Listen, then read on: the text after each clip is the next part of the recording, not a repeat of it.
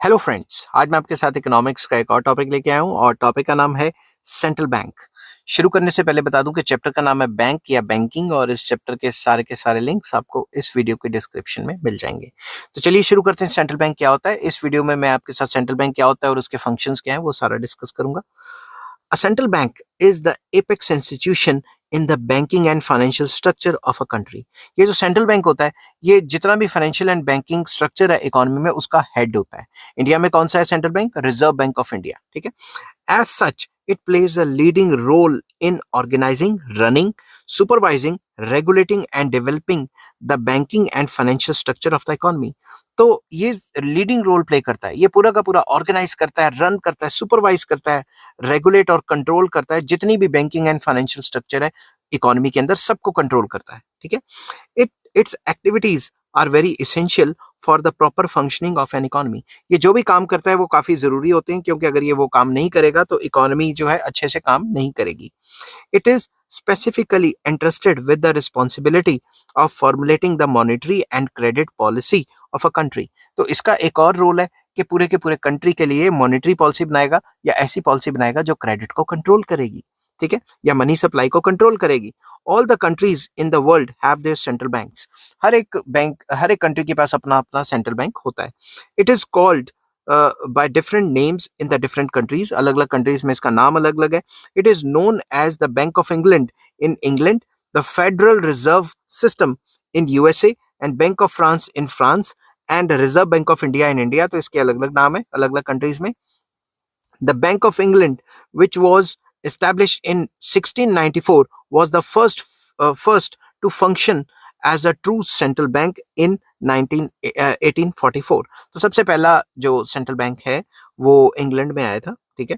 और जो इंग्लैंड का जो बैंक ऑफ इंग्लैंड है वो सबसे पहला सेंट्रल बैंक था और उसने इस्टेब्लिश तो 1694 में हुआ था, मगर एज अ सेंट्रल बैंक अच्छे तरीके से काम करना 1844 में शुरू किया था।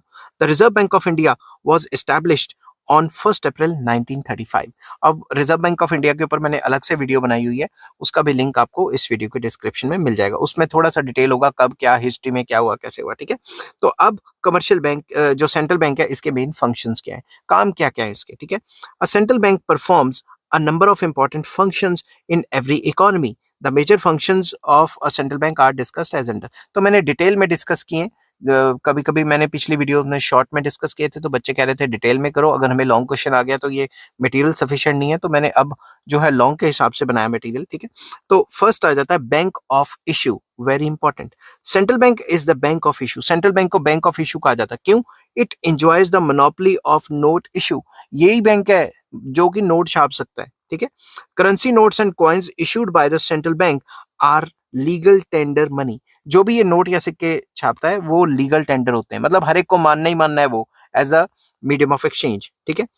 इन India, with the exception of 1 rupee notes, which are conventionally issued by the government of India, the entire note issue is done by the Reserve Bank of India। 1 रुपए का नोट छोड़ दें तो बाकी सारे नोट इंडिया में RBI print करता है। ठीक है।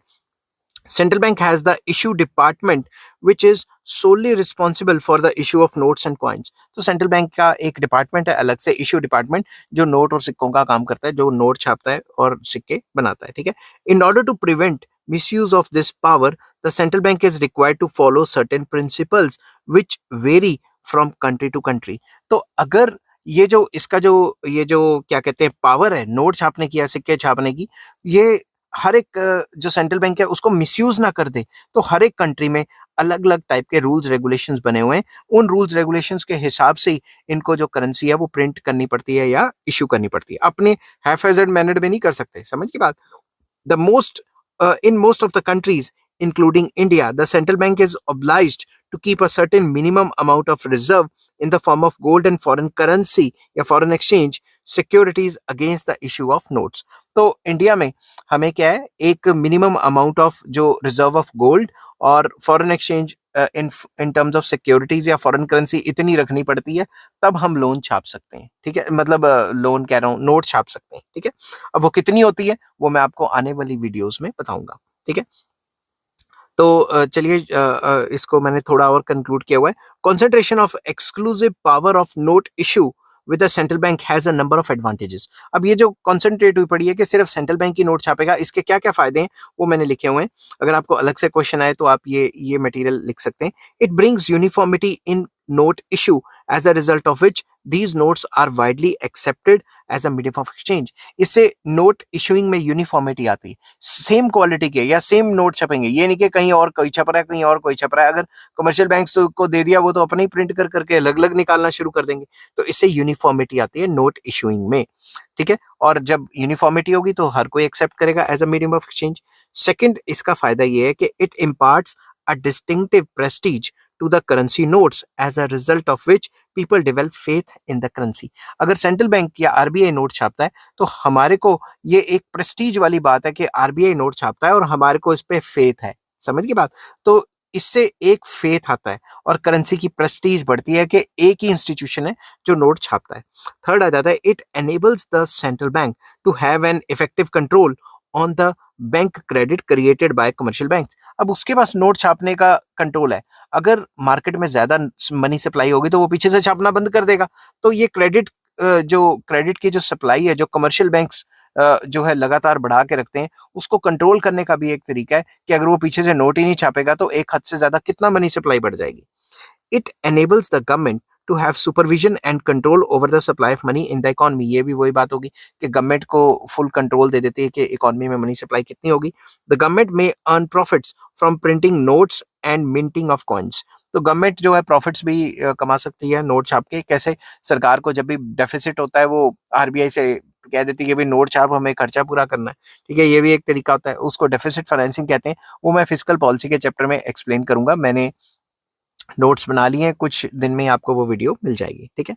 तो अब सेकंड फीचर, तो फर्स्ट पॉइंट हो गया कि भाई बैंक की मोनोपोली है, बैंक नोट छाप सकता है, आरबीआई बैंक, मतलब यहाँ पे सेंट्रल बैंक की बात हो रही है, ठीक है। सेकंड पॉइंट आ गया banker, fiscal agent and adviser to the government.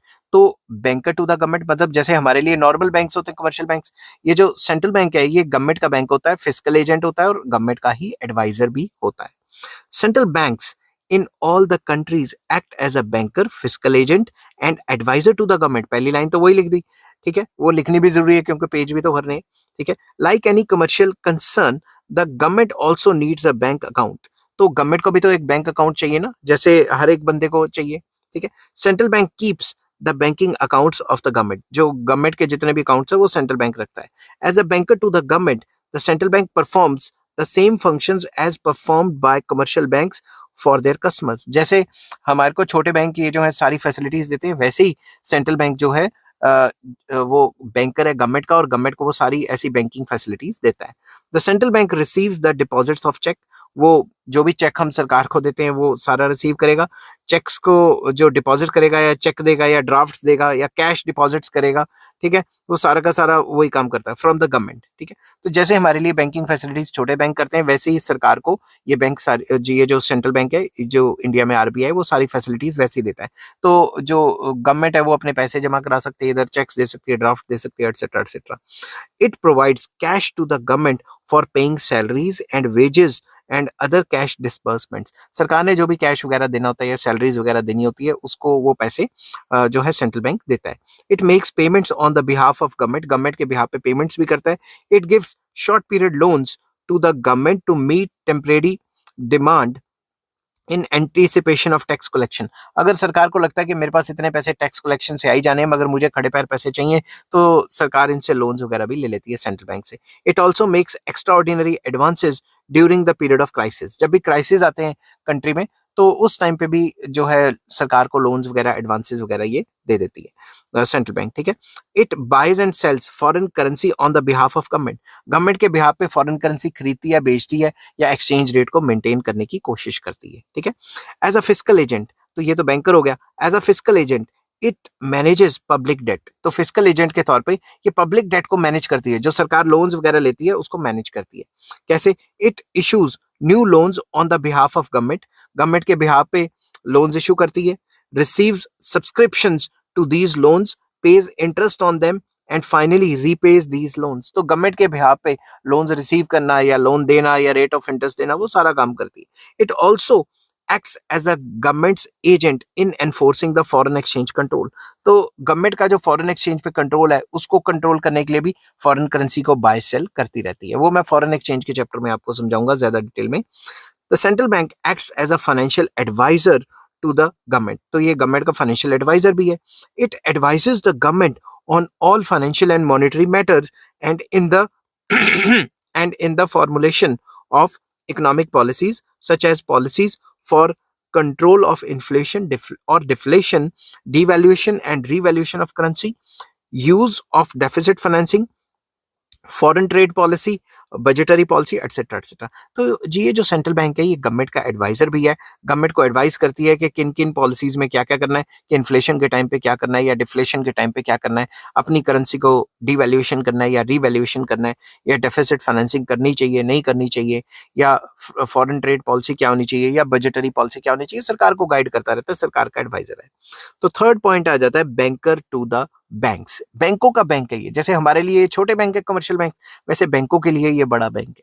ठीक है, तो central bank has the same relationship with the commercial banks as the latter has with the general public. जैसे कमर्शियल बैंक्स का हमारे साथ रिलेशन होता है, तो वैसे ही जो सेंट्रल बैंक है वो कमर्शियल बैंक्स का बैंक्स होता है। बैंकर टू द बैंक भी कह सकते हैं इसको। ठीक है, as the banker's bank the central bank perform several functions. इसके कई काम है, कौन कौन से?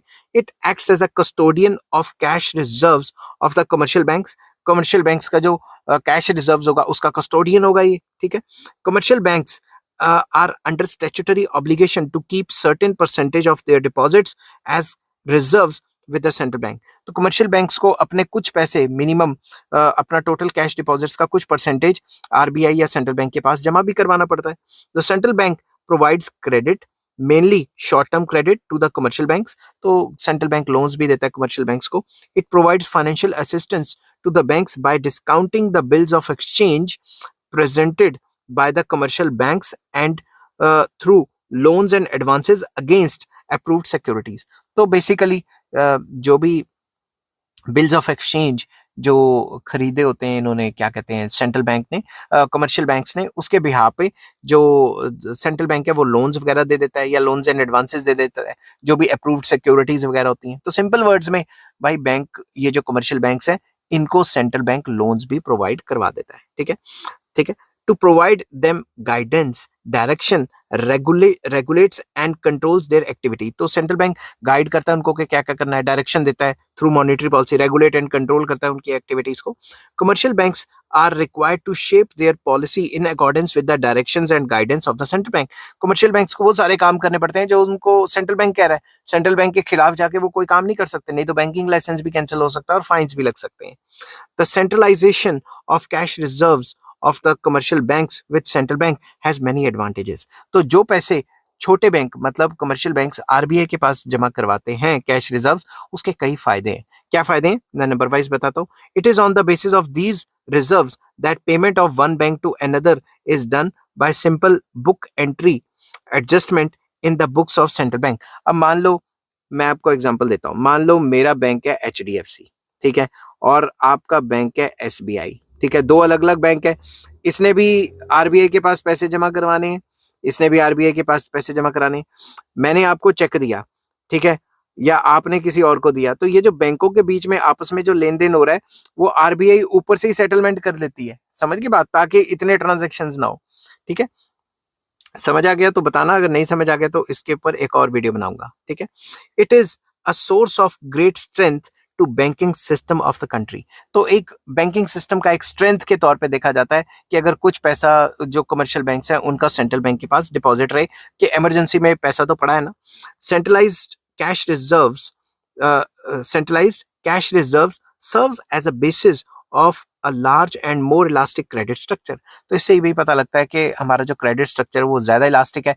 तो उससे क्या होता है, अगर वही पैसे किसी और बैंक को दे दिए जाएं और वो बैंक किसी और को लोन में दे दें तो क्रेडिट स्ट्रक्चर और ज्यादा बढ़ाया जा सकता है या कम किया जा सकता है कभी भी।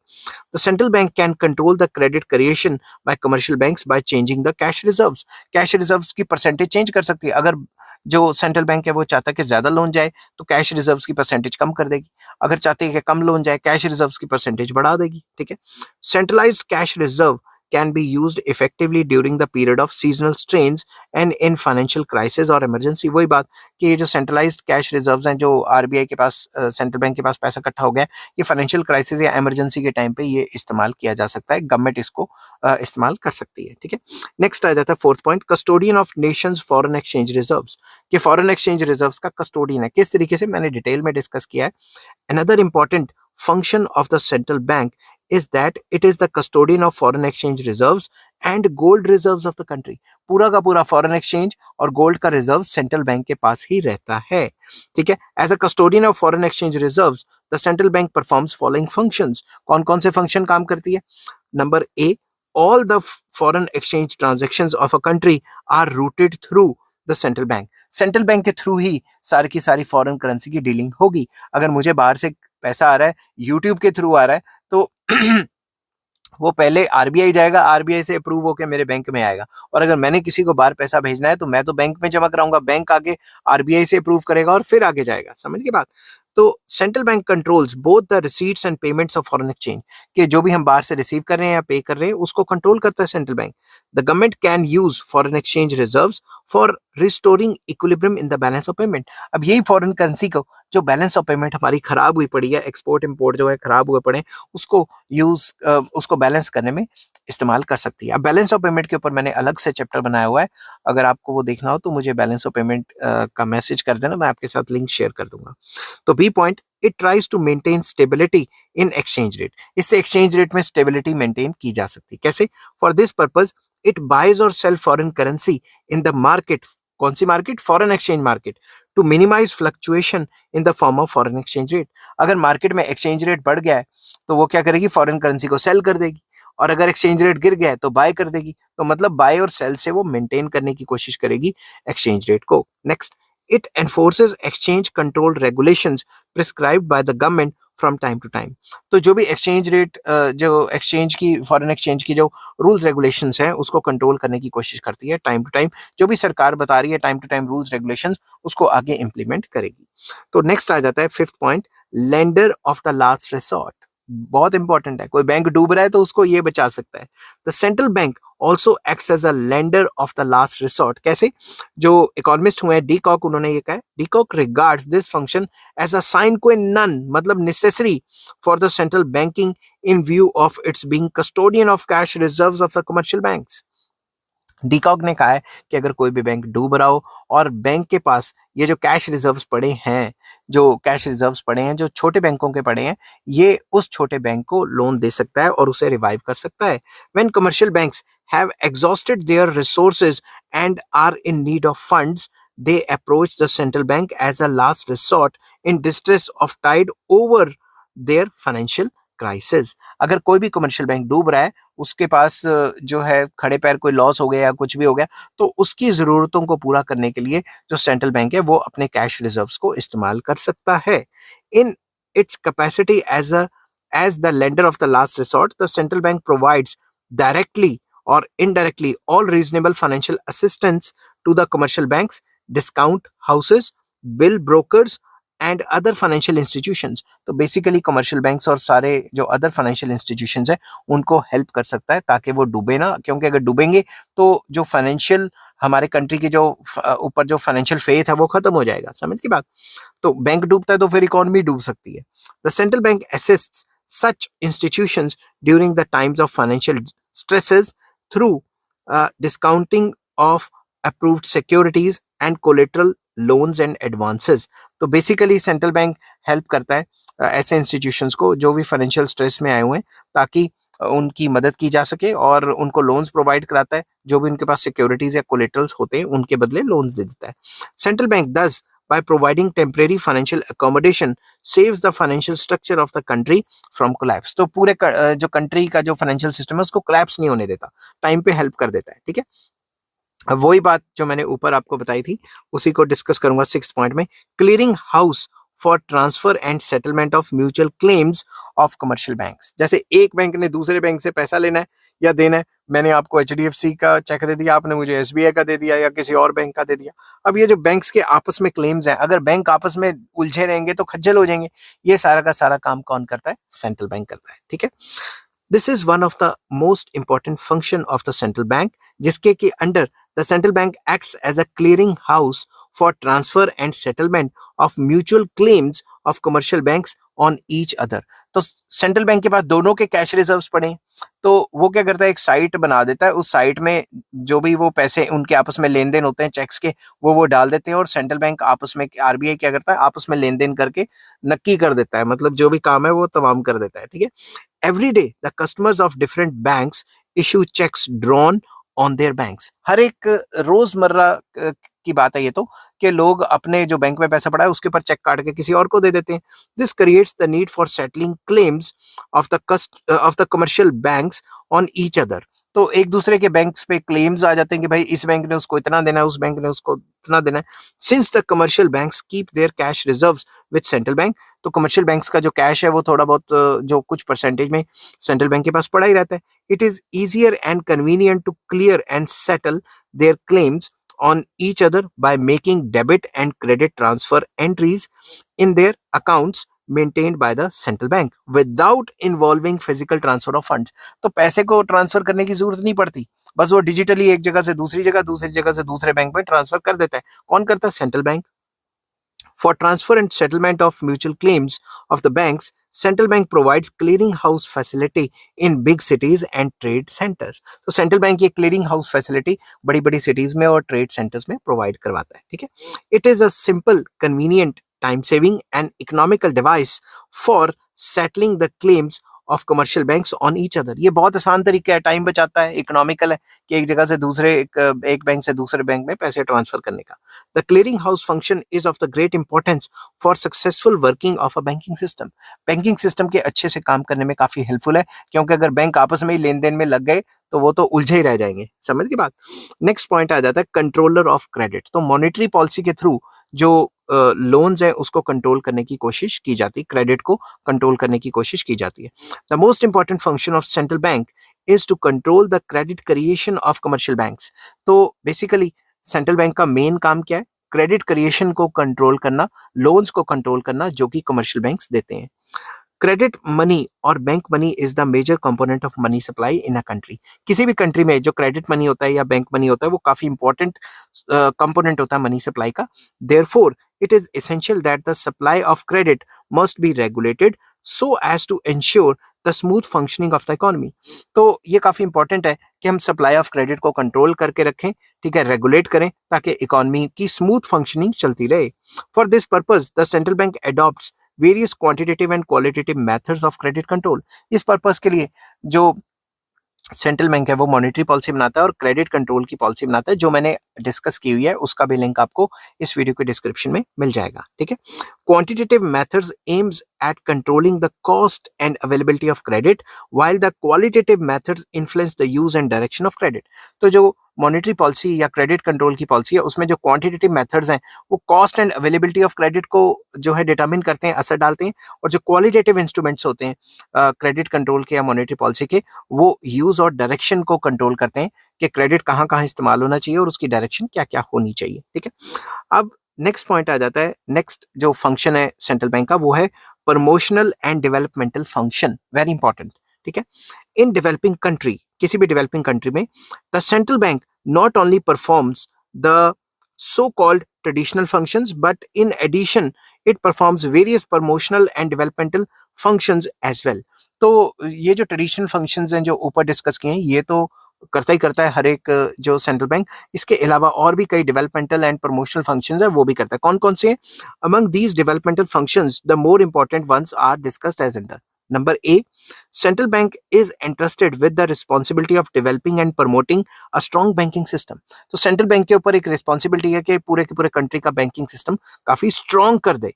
For this purpose it provides liberal and cheap rediscounting facilities to commercial banks and gives various types of concessions. तो बेसिकली बैंकिंग सिस्टम को मजबूत बनाने के लिए काफ़ी लिबरल लोन्स वगैरह प्रोवाइड करता है सेंट्रल बैंक कमर्शियल बैंक्स को, और various types of concessions provide करता है ताकि बैंकिंग सिस्टम अच्छे से फ्लरिश कर सके, ठीक है, मतलब बैंकिंग सिस्टम की हेल्प करता है. बी पॉइंट आ गया, central bank discharges various functions so as to promote economic development of the country. तो देश की तरक्की के लिए भी काफी काम करता है। कैसे? It assist in the development of foreign institutions like developmental banks to provide investable funds for the development of agriculture, industry, and other sectors of the economy. Basically ये डेवलपमेंट बैंक्स को भी जो है काफी बढ़ावा देता है, उनको लोन्स देता है ताकि वो सस्ते रेटों पे एग्रीकल्चर इंडस्ट्री या जो भी प्रायोरिटी सेक्टर है उसको लोन्स दे सके। It helps in the development of money and capital markets in the country. तो मनी मार्केट या कैपिटल मार्केट, शेयर मार्केट वगैरह उसको डेवलप करने में भी हेल्प कराता है।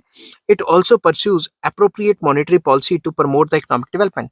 तो ये एक अप्रोप्रिएट अच्छी मॉनेटरी पॉलिसी बनाता है सेंट्रल बैंक ताकि ओवरऑल इकोनॉमिक डेवलपमेंट हो कंट्री की।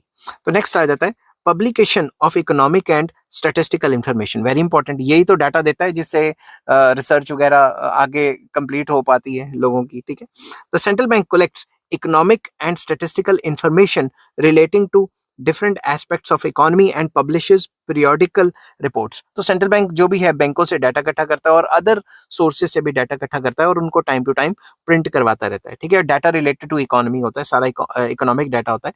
This provides valuable information about the functioning of an economy. इससे हमें पता लग जाता है कि इकोनॉमी की फंक्शनिंग कैसे है। जैसे पिछले दिनों बैंक्स कह रहा था कि लोगों की सेविंग्स कम होती जा रही हैं या लोग लोन्स ज्यादा लेते जा रहे हैं, तो इसके इम्प्लीकेशंस क्या होंगे, इसके अलग अलग मॉडल्स बनते हैं, उसी हिसाब से सरकार फिर अपनी पॉलिसीज बनाती है। ठीक है, this also enables the government to formulate appropriate economic policies to promote economic development। तो इसी डाटे के बेस पे सरकार अपनी पॉलिसीज बनाती है ताकि वो देश की तरक्की या कंट्री की तरक्की कर सके। तो कंक्लूड करते हैं इसको। Thus the central bank performs several important functions in an economy. It is no exaggeration to say that the central bank is the kingpin of the whole monetary and financial structure of the economy। तो ये कहना भी बुरा नहीं होगा कि जो central bank है वो मेन पॉइंट है, मेन मतलब मेन चीज है जो पूरे के पूरे मॉनेटरी सिस्टम और फाइनेंशियल स्ट्रक्चर को कंट्रोल करती है। आई होप ये वीडियो आपको पसंद आई होगी। अगर पसंद आती है तो please like, share and subscribe. Chapter का नाम था बैंक या बैंकिंग और इस चैप्टर के सारे लिंक्स आपको इस वीडियो के डिस्क्रिप्शन में मिल जाएंगे। और नेक्स्ट वीडियो मैं बनाऊंगा रिजर्व बैंक ऑफ इंडिया पे, आरबीआई क्या है इसके बारे में छोटी वीडियो होगी और उसका भी लिंक आपको इस वीडियो के डिस्क्रिप्शन में मिल जाएगा। Take care, bye bye.